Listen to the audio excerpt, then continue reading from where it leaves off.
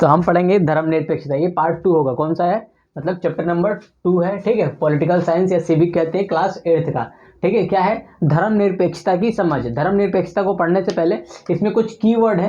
Keyword मतलब ऐसे word जो आपको जानना चाहिए। उसके बाद आगे चैप्टर को पढ़ेंगे तो काफ़ी आसान लगेगा आपको। अब करिएगा क्या कि थोड़ा सा ना बुक पढ़िएगा। इस वीडियो को देखने से पहले या बुक पढ़ें, या वीडियो देखने के बाद बुक पढ़ें। यूट्यूब पे बहुत सारे टीचर हैं, पढ़ा रहे हैं, अच्छे पढ़ा रहे हैं, ठीक है। लेकिन आपको उन चीज़ों को समझना है तो वीडियो देखने से पहले बुक पढ़ें या देखने के बाद बुक को अवश्य पढ़ें। तो चलिए शुरू करते हैं। पहला वर्ड है धर्मनिरपेक्षता। कौन सा वर्ड है? धर्मनिरपेक्षता।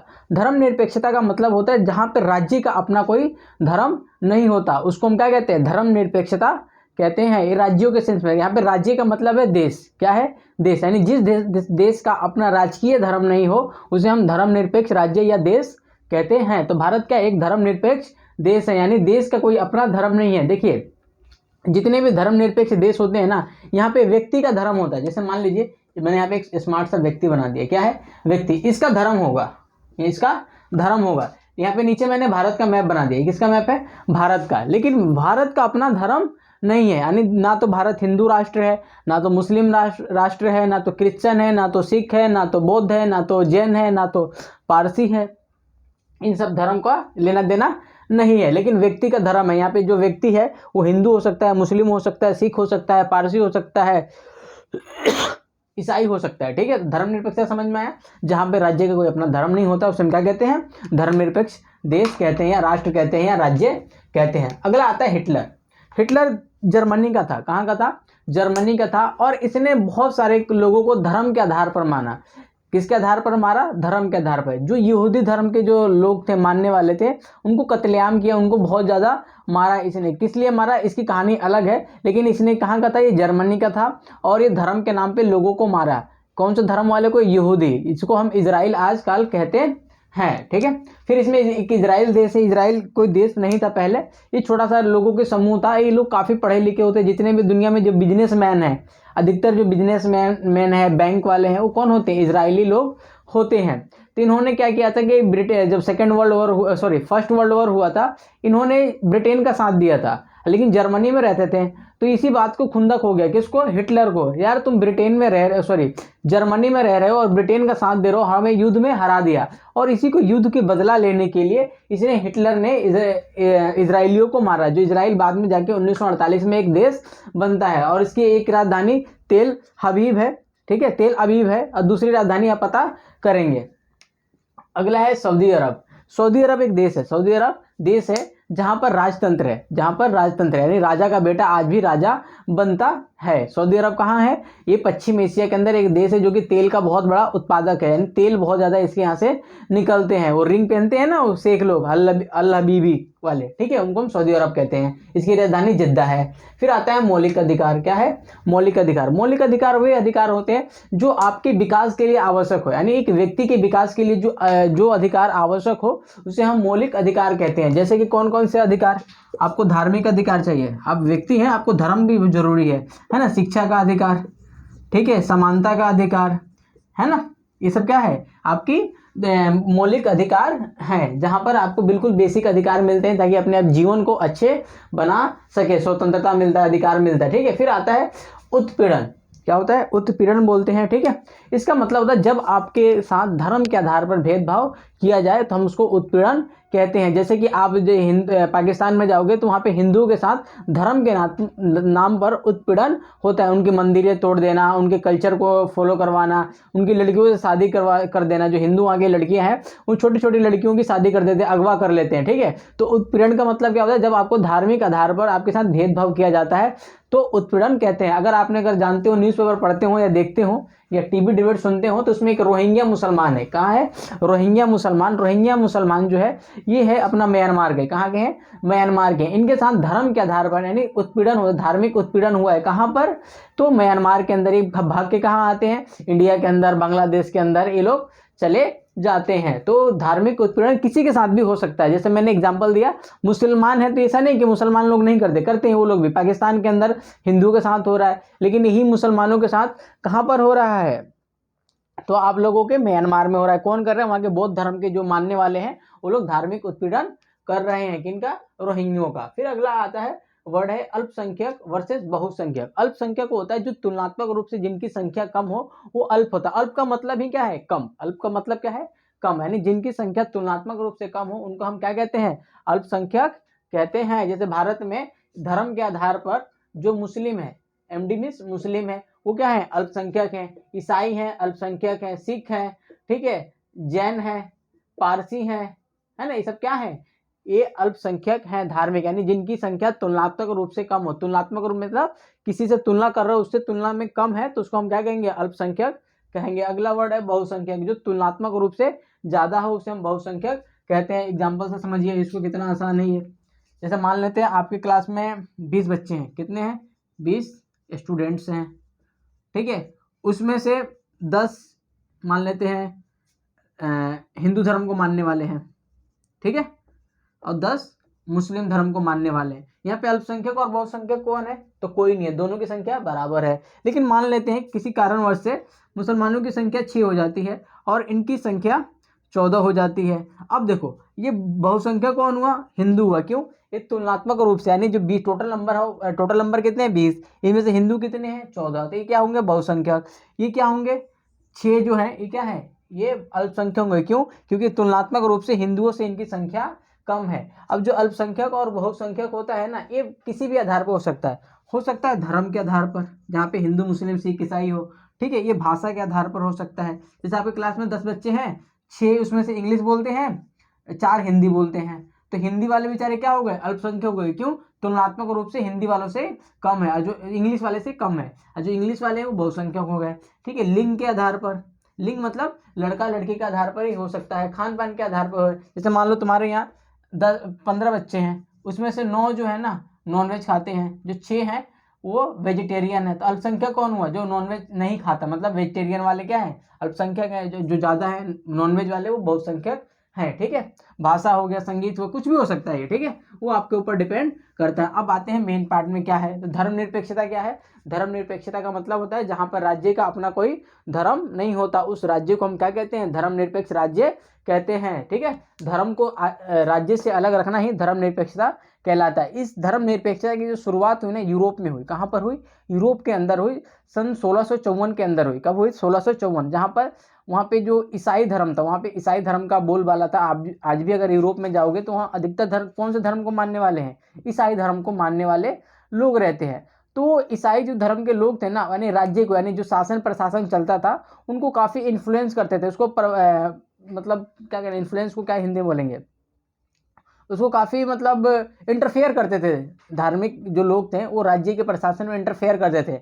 तो राज्य को बोला, तो राज्य ने एक दिमाग लगाया, बोला कि भाई चर्च के काम अलग है, धर्म देखो, हमारा काम, राज्य का काम जो है, मतलब देश का काम है प्रशासन करना, लोगों को सुरक्षा देना, वो अलग है। तो हम लोग अलग अलग हमें रहना चाहिए। तभी से धर्मनिरपेक्षता की शुरुआत हुई।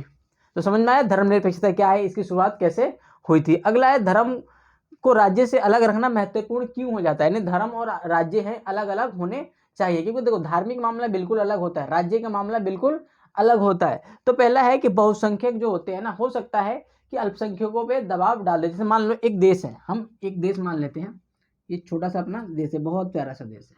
यहाँ पे ना 100 लोगों की आबादी है।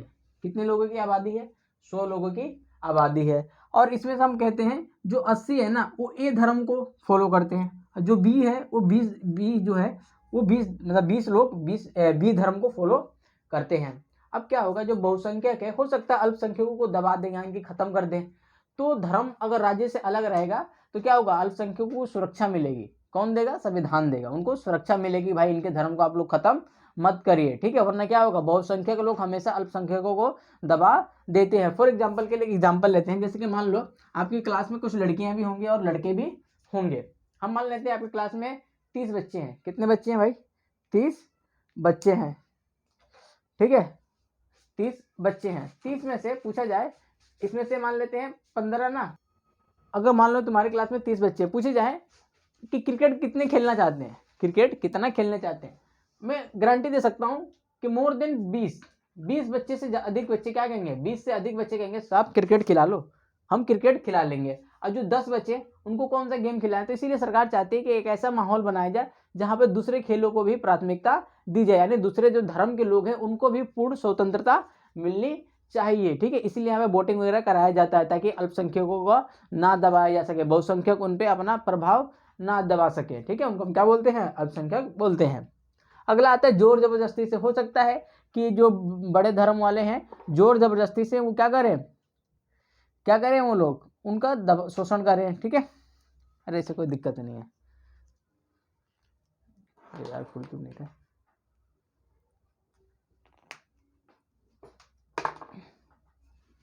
ठीक है, फिर आज जो जबरदस्ती करते हैं, हो सकता है कि हिंदू धर्म के कुछ बड़े जो लोग हैं वो दलितों का शोषण करें, इसीलिए राज्य को अपने धर्म से अलग रहना चाहिए। अगला है भारतीय धर्मनिरपेक्षता, यानी भारत की धर्मनिरपेक्षता कैसे है। जब आप बड़े क्लास में जाएंगे ना, 11th क्लास में, 12th क्लास में, तो आप पढ़ाया जाएगा धर्मनिरपेक्षता है ना, यूरोप में अलग है, ठीक है, इंडिया में अलग है, पाकिस्तान के अंदर थोड़ा मोटा धर्मनिरपेक्षता, वहाँ की धर्मनिरपेक्षता बिल्कुल अलग है।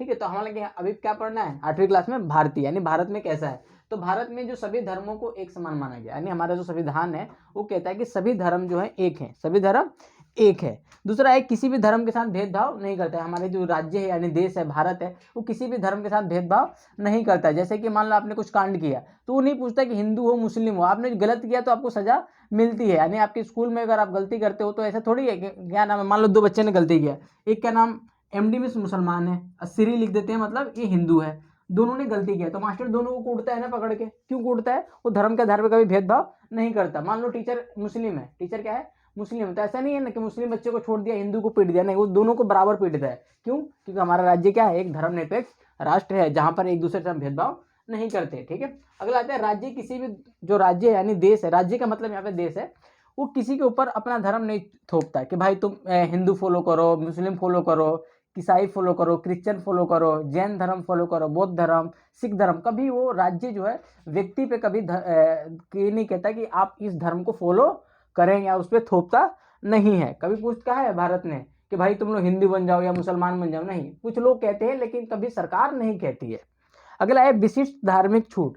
कुछ धर्म जो ऐसे हैं उनको विशिष्ट धार्मिक छूट दी गई है, जैसे कि जो सरदार जी लोग होते हैं यानी सिख लोग होते हैं, उनको पगड़ी बांधने की छूट है। तो पगड़ी जब बांधते हैं तो उनको हेलमेट लगाते हैं तो हेलमेट नहीं आ पाता, तो बोलते हैं कि इनको जब बाइक चलाएंगे तो अगर हेलमेट नहीं पहनते हैं सिख लोग, जो पगड़ी बांध रखे हैं सिर्फ उनके लिए है, तो अगर हेलमेट ना लगाएं तब भी क्या है उनको चालान नहीं कटेगा।